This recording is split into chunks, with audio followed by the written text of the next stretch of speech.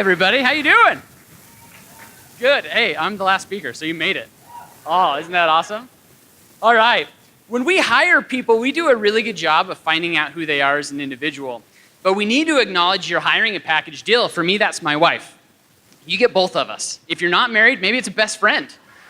Maybe it's a roommate or a parent or somebody else. But for the sake of time, we're going to call it a spouse. I believe that the most important shareholder your business has is not your board of directors. I don't think it's your consumer. I think it's your employees' spouses. And I think that's the case because the number one reason people quit a job is because of a bad manager. But the number one reason I act on leaving my job is I go home day after day telling my wife how unhappy I am until she says, go get a new job. And then I act on it. So we need to make spouses invested in the well-being of the business. One way we could do that is to have a quarterly shareholder meeting. So what if once a quarter we brought all employees' spouses in and we gave them a state of the company? We talked about what the financials were doing. We talked about where the product was headed. Another thing we could do is involve them in performance management. So imagine I bring somebody in for their annual review and I say, hey, I would have loved to have given you a bigger raise had you not spent so much time looking on YouTube. And imagine their spouse is next to them, right? They'll do more at home than I can do as their manager. Well, I'm a father. I have a 5-year-old Graham and a 2-year-old Oliver, and I absolutely love them. I wish I spent more time with them. We have cameras for safety around the house, and I like to peek in and see the fun they're having. My wife, on the other hand, she wants more adult interaction because she deals with the chaos that happens throughout the day. And she's commented how she wished she could give back to the business community like she did before she was a stay-at-home mother. And so that's when the idea came to me. What if job sharing existed between a husband and a wife? What if I worked for 20 hours a week and then I went home to be with my kids and she worked for 20 hours? Or what if I worked for 30 and she worked for 10 or some combination of this? Well, the reason we've never explored this idea is because of traditional job descriptions, which are stupid. And job descriptions are stupid because it's a list of requirements and skills that one person may or may not possess. But we say, you have to become this.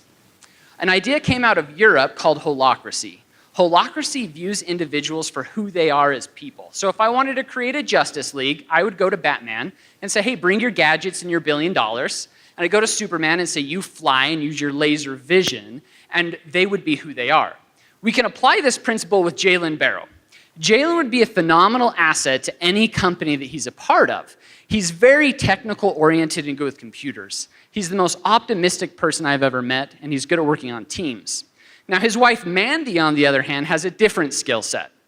She understands what motivates people physically and emotionally. She's very detail-oriented, and she has a softer touch. So what if we could combine the skills of Mandy and Jaylin and create a Barrow team? Now, all of a sudden, we're getting a broader range of skills than we would have got with one of them. And isn't that just going to be so much better for us and for them? Another benefit that would result from hiring a couple like this would be the law of diminishing returns. Now, this states you do your maximum productive work up to a certain point, and then you do busy work. You send unnecessary emails. You attend meetings that should have been an email. But if Jaylin only had 20 hours to work a week, he would only do those things that impact the bottom line.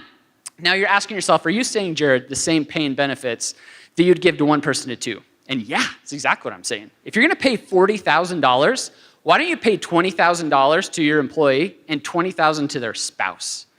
Now, as HR professionals, you might be saying, well, legally, my mind is racing. How are we going to do this? Richard Branson wrote a book called Screw It, Let's Do It. You guys, this is Disrupt HR, so screw it, let's do it.